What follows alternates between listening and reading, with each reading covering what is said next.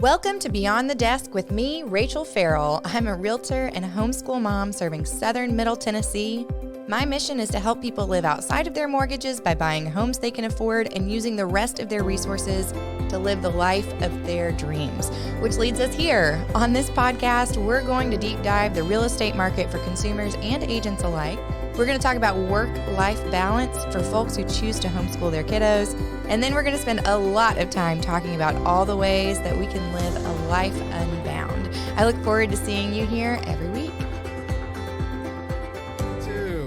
Welcome to Beyond the Desk. I am Rachel Ferrell, and I am so excited to be here today with my friend, Trent Denson. Woohoo! Woo. Trent, how do I know you? How do I know Rachel? That's a loaded question. Podcasting mainly. Life. Yeah.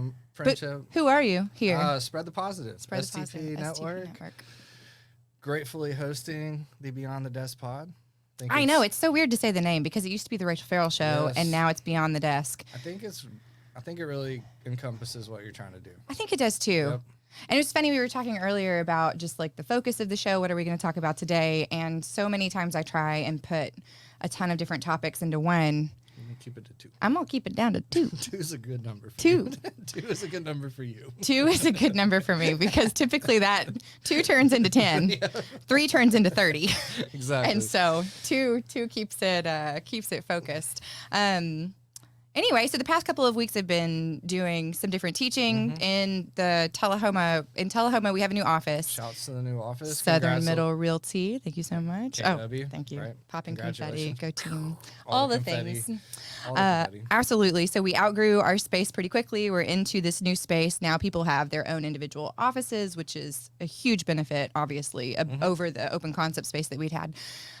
But we had to do some searching, and we really had to make sure that we were ready and set up to do it. And absolutely, yes, we were ready to go. And so we have, I am now the director of operations and growth inside of that space. Congrats. I work 2 days a week there. Thank Beautiful. you. It's a blast. And I get to help craft the education calendar. I love that. And what's been really interesting about crafting the education calendar is getting to hear feedback from agents about what it is that they need in their life. Yeah. We did a class called The 6 Personal Perspectives a couple of weeks ago, and it's all about committing to self-mastery, you know, the 80-20 rule, if you've ever heard of it, and then you've got moving from E to P. Break down the 80-20 rule real quick. The 80-20 rule is that 20% of what you do in a day gives you 80% of the results that you see. That's beautiful. It is really kind of a fantastic rule. And when people hear that, I think they start realizing like what things that they are doing every single day that actually is giving them no results. They're just busy for the sake of being busy, or they have this huge long checklist. I am so guilty of it. Of having a front to back checklist of something and not realizing like, okay, I really need to narrow in what is the 1 or 2 things that I can do today that's going to make everything else unnecessary. And it makes it really hard to ignore anymore. All of the little things that you're doing inside of your life. There's a really cool story that they tell in it about a vase of stuff, and they have, you know, these rocks, a stuffed vase, you know, Everybody that's what I have my vases for. It's a stuffed vase. That's amazing. He puts some rocks in the vase. He puts some big rocks in this vase, and he asks the crowd, like, hey, is it full? And what does the crowd say? No. Well, they say yes. Oh. For the purposes of this demonstration, Trent. Yes. They say of course yes. they do. The stuffed vase is full. The stuffed vase is full, and he was like, no, you're silly. Do we start over? Just kidding. We don't.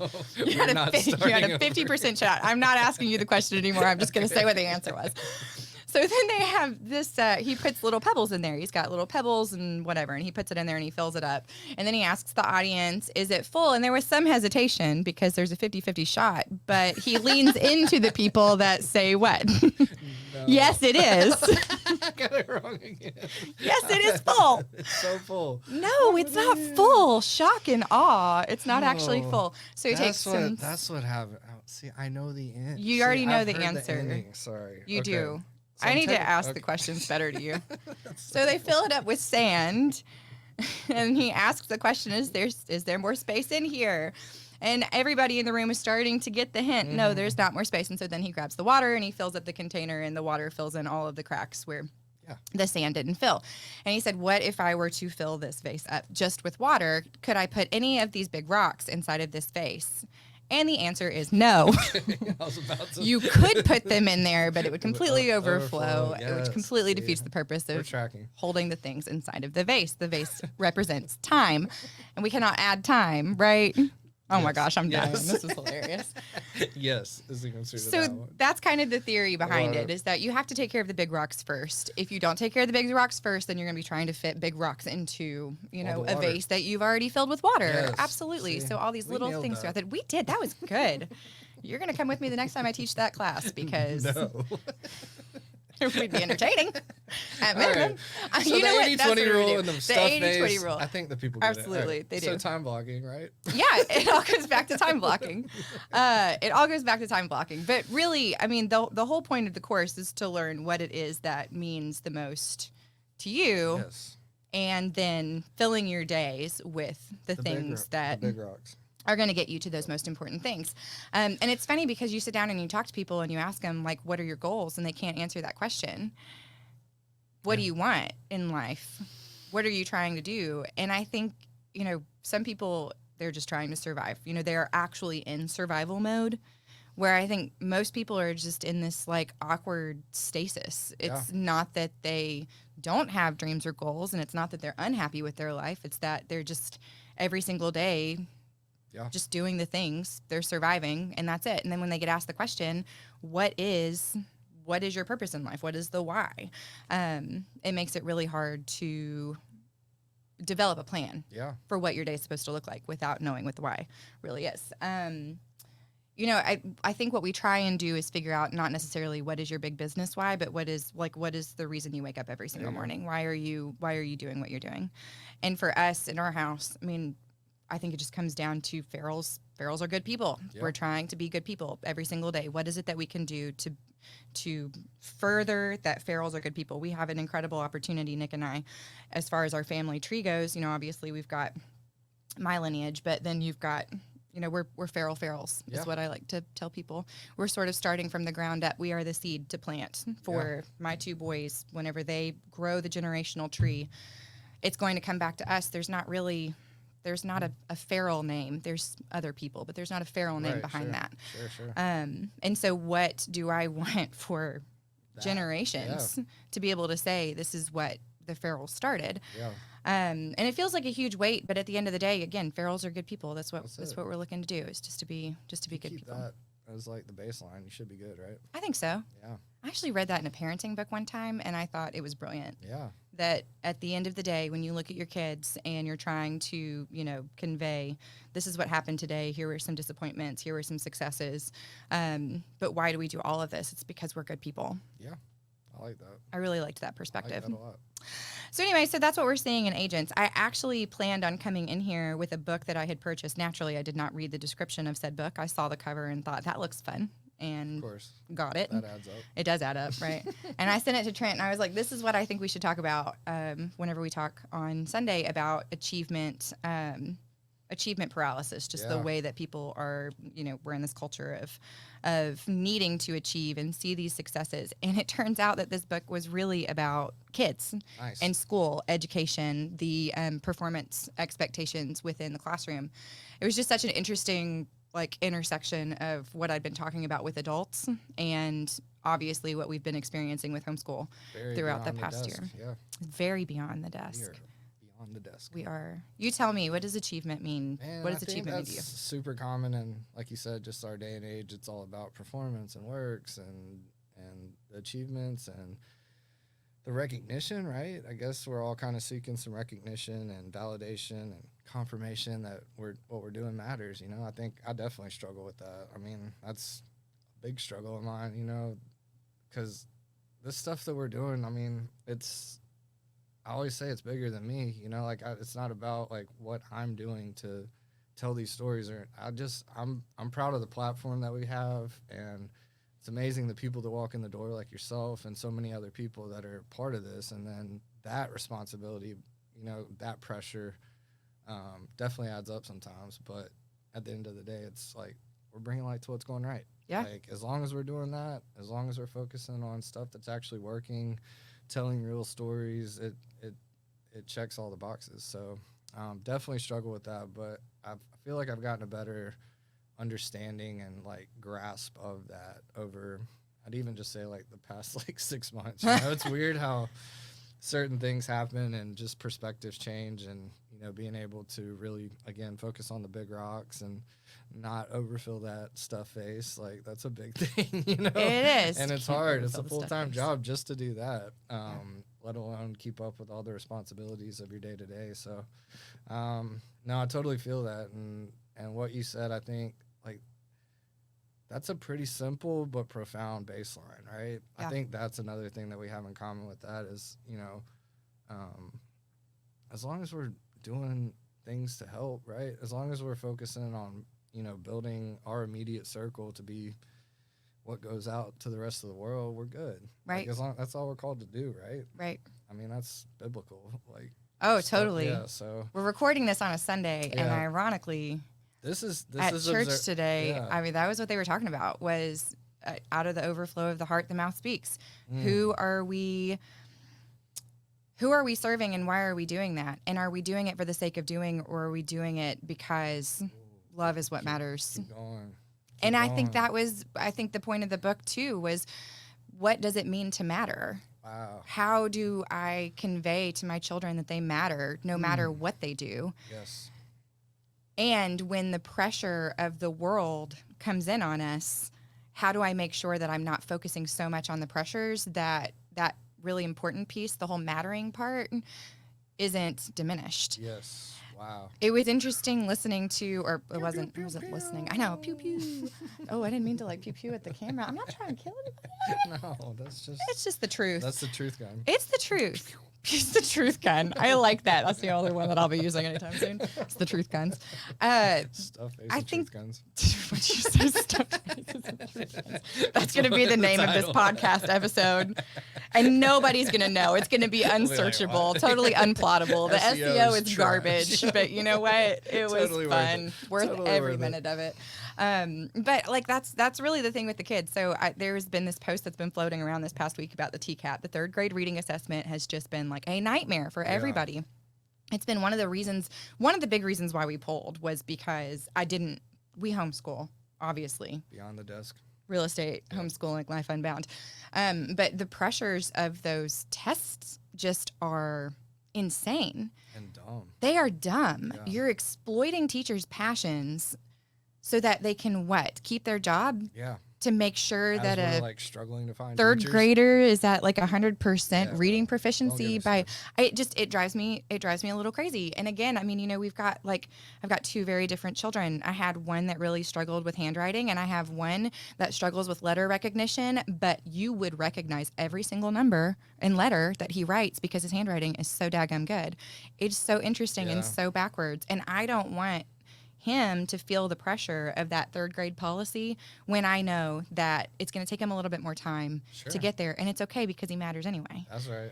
And it's hard. You know, I think back to middle school specifically was when I remember my dad sitting me down and showing me like how averages work. And if I could just make 100 on a couple of things, then my average would be brought up. Beyond that, I don't think dad ever held me to any sort of academic standard. That's interesting. It was really interesting thinking back on it last night as I was reading the book, that there was not like, if you make straight A's, then I will give you this kind of thing. He did not incentivize Really? I mean, for I had some. that. Yeah. I was just, don't get a C. That was always like a. Don't get a C. Yeah. Amy and I would have been like, I don't know. 83. C's get degrees. Is that not what it is?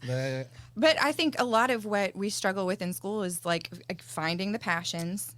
I know I've already said the word exploit. I try not to use the same word multiple times, but not exploiting the kids' passion, like Minecraft, you know? Sure. The kids love Minecraft. Yeah. I'm not going to get a Minecraft writing book or whatever. Like, I don't want to destroy his fun hobby just because I need him to succeed in a certain way. But all of this. I think that's important to recognize. And I feel like homeschooling is getting like this like new surgence, especially since COVID. But even beyond that, a lot of people are realizing like the way we've done things for a long time is outdated and antiquated, and like the way all this stuff is progressing so fast, like it's impossible it's impossible to keep up, let alone like a Yes. third grader like having to have the same. You're putting the stress of a 37-year-old, I'm Yeah, just throwing an age out, a sure. 37-year-old teacher onto 22 different third graders. And making them all the same or If like they don't check those perform, boxes. then this person's in trouble. Right. Yeah. It's And I wild. do not want to teach my kids that every day is a box to check. Yep. And it's very frustrating. But what did you say you said something a second ago that made me aha. You were talking about antiquated, Outdated. Like outdated just the things. faith. I mean, we obviously there's some truth to like the foundational ways. Oh, absolutely. Obviously, Yes. like there's and Yes. yeah, like structure Did is you see the important, responsibility is important, socializing is important. Like the whole concept of school. But being a there's 5-year-old's important too. sure. And I living your think life, that yeah. that's kind of the benefit of being able to homeschool is having the opportunity to. We are not so overscheduled in our week that I am having to clean up for my children, or I am having to do things that the kids need to learn so that they can be well functioning members of society, so that they can finish their homework and make it to the next place. Yep. And I think that where we really fail kids is, we want them so desperately to succeed that we put them in all of these different activities that in our minds says success. Sure. And then eventually whenever they go, they don't know how to do their laundry. They don't know how to, Yeah, you're gonna budget. life's gonna life, you know. life is going to life. And there are some people who are really good at getting out at 18, 19 years old and being able to say, you know what, I'll just Google it and figure it out. Yeah. But not every kid's like that. No. Not every person is like that. I think that it's the building on successes. So there were a couple of studies that were listed in the book about how, like, back in the 1970s versus today, moms are far more involved in their kids' lives than they were before. Even the work from home or the working moms Yep. are far more involved. Dads are far more involved than ever before. And yet what we're seeing is a generation of anxiety and depression and this consistent need to meet and achieve. So much of what we talk about too is raising the bar. What are we going to do this year? We're going to raise the bar. Yep. And I remember thinking a long time ago, like, at what point That bar is pretty high. the bar is so high, and what are we doing to our kids in order to meet that standard? Well, I had a kindergarten teacher tell me that when she was teaching kindergarten back 40 years ago, it was A, not required. B, they would come inside and she would say, this is the letter A. What letter is this? They'd all say, it's the letter A. She'd say, all right, go play. Yeah, right. And they get to go play. Yeah, right. And now, if your child is not walking into kindergarten with very serious pre-reading skills, Yeah. they're behind on day one. Yep. And then if they're not reading by Christmas, then they're considered behind Yeah. halfway through their first year. It's very That's wild. depressing. Yeah. So I think the whole reason why I say all of these things, we're setting the bar, we have these levels of success. Even in the business world, it's easy as realtors to look at other realtors and say, this person is successful, this person is not successful, this is whatever. We all set our own standards. Sure. I have a goal in my house for what it is that I need to do as a realtor, as somebody who works in the office, as a mom. And the people that I sit and get to, like, talk to and coach with every single week, they have their own measure of success. Yep. And the only measure of success that matters to me is the one that I've set for myself. Yeah. There is not a single person inside of my town that can say boo about what it is that I'm doing Sure. inside of my world, and make me feel bad about it because that success is determined by me, not by anybody else. Boom. A lot of It's people don't operate like that. so hard to operate like that, Yeah. though. Yeah. A lot of people don't. And they're always playing the comparison game, and that's the thief of joy. It is the thief of joy. Yeah, that's tough. I got a question for you. Why is that so important to you? Like, why? I feel like that's like your number one passion is outside of like your family and your work. Uh-huh. It's like helping people through that. So like, where does that come from? That's a great question that I don't think I've ever been asked before. Wow. I know what it feels like Yeah. to sit under a mountain of other people's expectations, and it hurts. Yeah. I remember being back in, it's funny, as you get older and you're researching and you're doing things and you have the ability to put a name to the feelings that you've had, where you're set up to be in a position or you're set up to do something, and then somebody else comes in and snatches it from you. Sure. snatches, or somebody else comes in and all of a sudden they're the new. And they're doing it already. They're the new Yeah, prize. sure, They're the new sure. thing. And so we lean into that. And then all of a sudden, what does that make you feel like? Worthless, less than. Mm-hmm. I'm not number one, so why am I trying? Yeah. And I think that I very easily, before the podcast, we were talking a little bit about some of the serious moments that I felt as I was reading through this book. Yeah. You know, why did I pull my kids from school? There's a huge part of it that makes me feel like I don't want them to run in the rat race, but another part of it is that I don't feel like I can compete in the race as a mom. Wow. With my kids. You know, you've got all these dress up days, you have the dances, you have the fun runs, you have, you know, did my kid raise enough money? Did he come home from school crying because he missed out on something that I somehow missed? Yeah, right. Because now my child's education is a full-time job for me too, to make sure that all of the ducks are in a row for it. I felt incompetent. And so it just was easier to bow out of the race than it was to That's not bowing out. That's run like, the race. Yeah. I'm running a different race. That's it. That's exactly it. I've chosen just a different path. Yeah, you created your own lane. Yes. Oh, that's yeah, I like commendable. that. That's commendable. Creating I love that. my own lane. Yeah, that's what, and the fact that you can do it, right? Like you said that too. Like that's a blessing. It's like a huge you're blessed blessing. to be able to do that. But I'm not the only one that can. Right. Sure. And I think that so many times people are blinded to what other people are doing. It's like the whole, you know, you scroll through social media and you see this is what this person is doing. This is what the typical mom is supposed to be doing.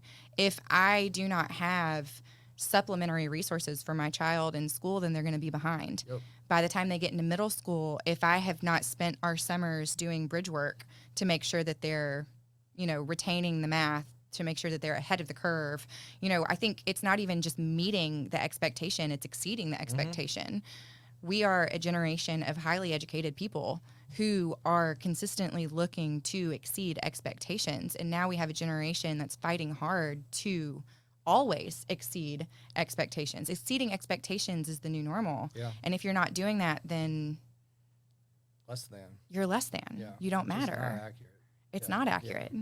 And mattering Feel ya. starts at home. Yep. Mattering is knowing that there are people in your world inside of that intimate circle that you have that, without a shadow of a doubt, whatever you do, will always love you. Yep. And it's interesting seeing how our words, you know, it's funny to say our words matter. Yep. The way that we respond to our children and to people who are inside of our world, it matters. You know, you can be a positive, you know, you can give positive affirmation, you can give obviously negative affirmation. But even sometimes in the positive affirmations, you're solidifying a need for somebody to perform in order for them to feel good or to feel like you love them. Sure. I mean, there have been many times over the past several months that I've actually point blank asked my kids whenever they get frustrated with themselves because of something I've asked them to do and, you know, they weren't able to meet. For example, the letter H, you know. Sure. It's tricky. He gets so mad. He's like, tricky. why can't I remember the letter H? And I'm like, buddy, do you think mommy loves you less because you can't remember this word, this letter? Just making sure that what it is that I'm saying to him is not affirming any sort of, you must do this in order to receive my unconditional love. Right. And I think we try and find so much value in our job that we come home at the end of the day and we're defeated. And we work so that we can go home and find joy and to be able to let it go and be in that position. A lot of times when I sit down with somebody who can't identify a goal, it's because they've allowed other people in their life to identify their goals for them. Whatever this, you know, invisible goal is. And to be able to say, you don't have to do that to be successful. You get to decide what you want to do. And if you don't know what that is, then you need to start talking to yourself a little bit more and figure out, where do you want to be? Being able to help somebody see that they can run a different race, that there are multiple pathways to success, is highly rewarding for me. Yeah.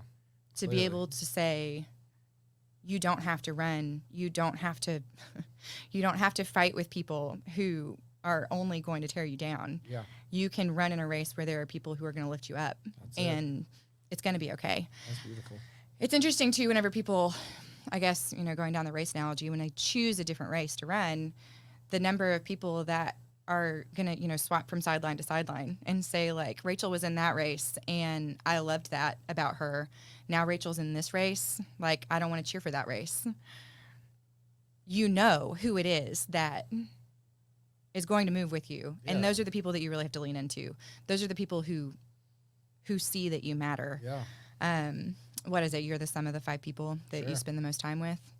I mean, we had my youth minister growing up always said, you are who you hang around. If you don't like who you are right now, then you need to take a really deep look at who it is that you're surrounding yourself with.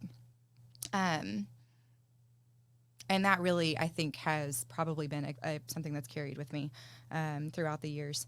I have noticed that, kind of going back to how do I matter? Who do I matter to the most?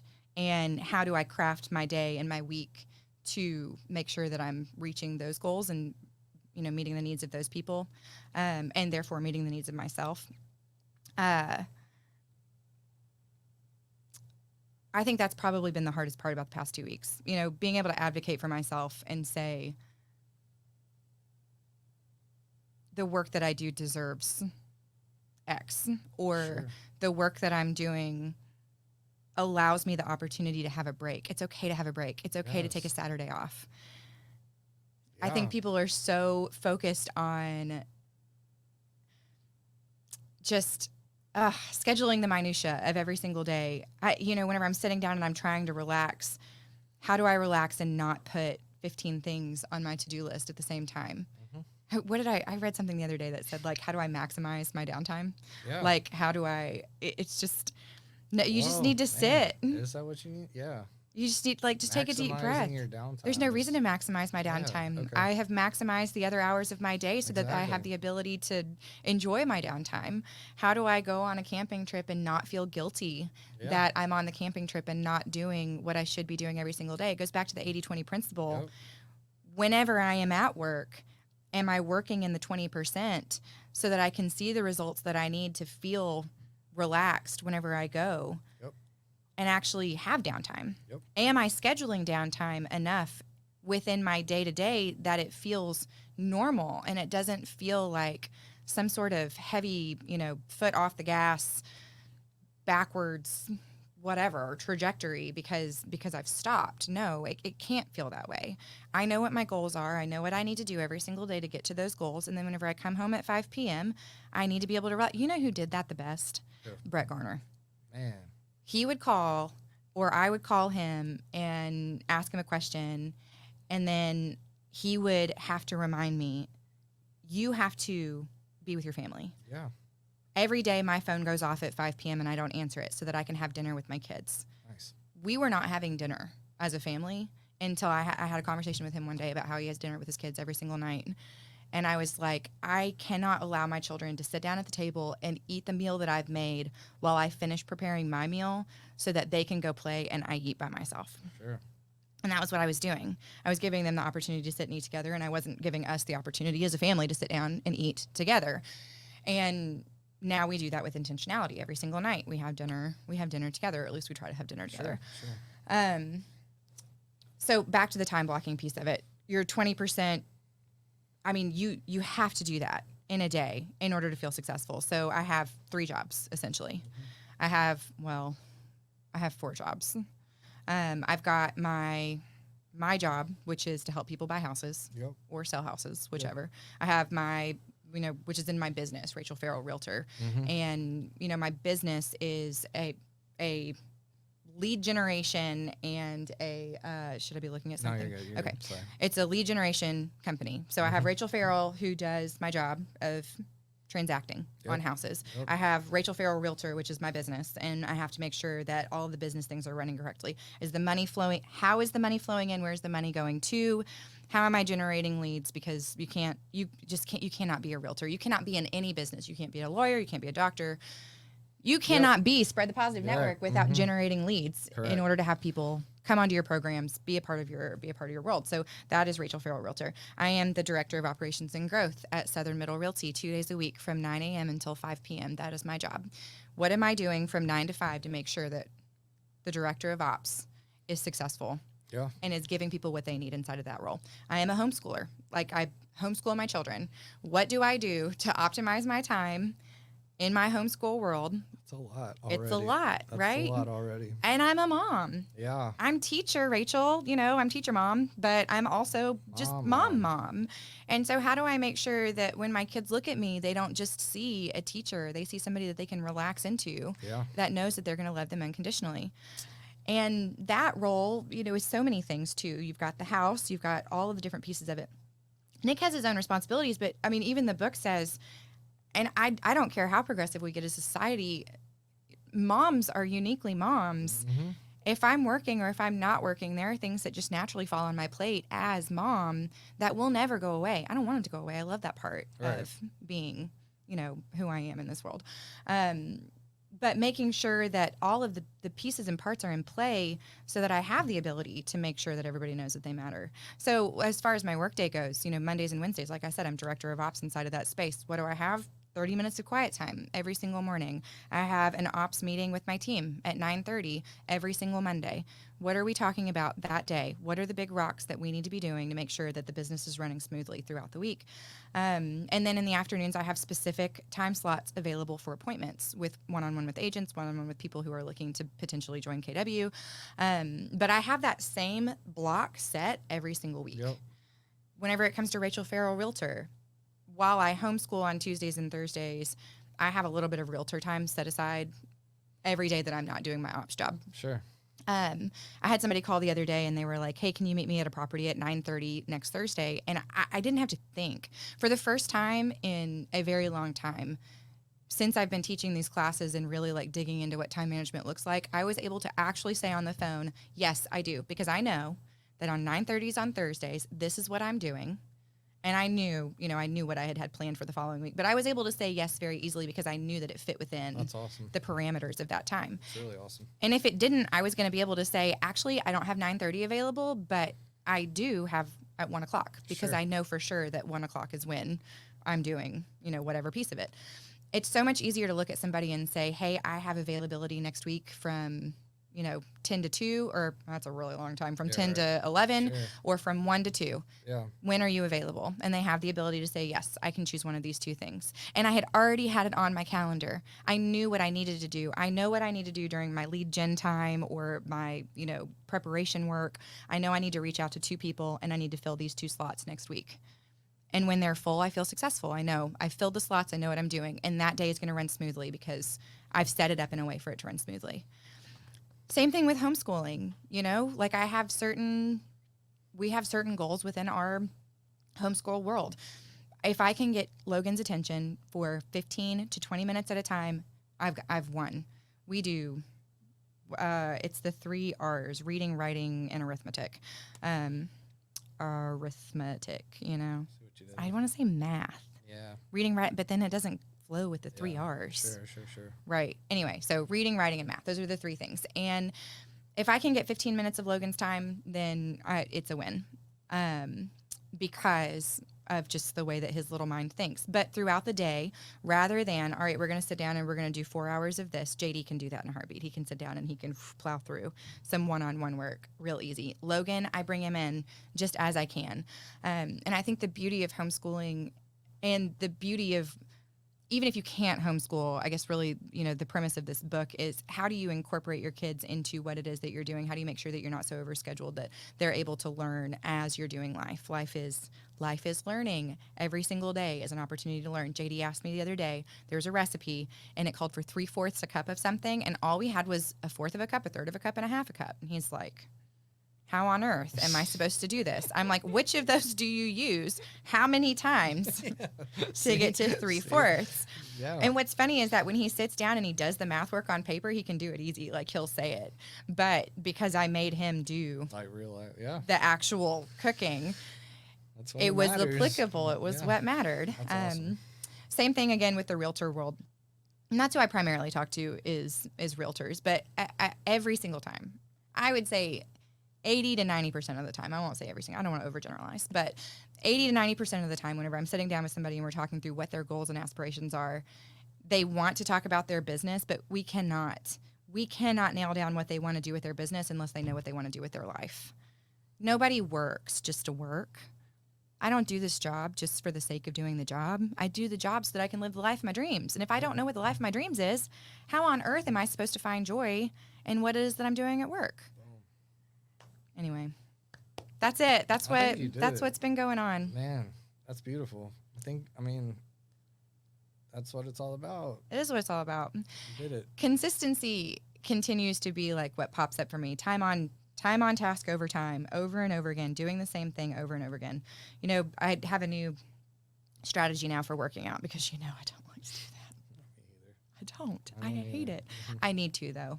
Mobility is important. As I'm getting older, I know I'm not like old, but I'm mobile now. If I wait until the moment that I'm not, then it's too late. So what do I need to be doing now to make sure that I can, at 80 years old, stand up from a sitting position so that I can, beat the odds? Yeah, beat the odds. Yeah. Not fall, break a hip, and then go from there. That's important. So what I'm doing now is stair stepping. 3 days per week, I plan on having something that I'm going to do. And I just want to do one move, whatever it is. One weightlifting something, just one thing. 3 days a week, and I'm going to do that for 2 weeks. Yeah. And then after that, I'm going to add something else. And that's more than what I'm doing now, which is important in heading towards my goal. But consistency, whenever I asked a friend of mine, what do I need to talk about on this podcast? And we constantly come back to consistency. I want to do it all at one time. Mm-hmm. I want everything to be done at one time. And what I've really noticed over the past, month, 2 months, has been nailing down what my priorities are, nailing down what my time block looks like every single day has proven the point of consistency. Yeah. I think that about this podcast. What am I going to do to remain consistent? Even if it's just me and you talking or me talking to myself, I find joy in this. How do I do that so that I can remain consistent? This is helping me, so you need... That's great news. Yeah, see? I'll send you some worksheets afterwards. I need them. And then we'll do this again in 30 days and see where you're at. Oh, boy. I know, right? Teacher H. Man, it's a blast. So awesome. I don't know how far we are into this. That was good. I feel like this is probably a good ending point. Beyond the desk. You'll know if I'm consistent if I come back in 2 weeks. Right now, our plan is every other week to go from there. But I think it's going to be, I don't know, I'm feeling really good. I got some guest ideas for you. I can't wait. Yeah, they'll be really good. I think so too. Spoiler alert, or cliffhanger for the people. Cliffhanger. That's I'm going to find out afterwards. Yeah, that's what we're going to do. We're going to have some good guests. Thank you so much for coming and for listening. Thank you if you're like driving in the road or you're listening at work.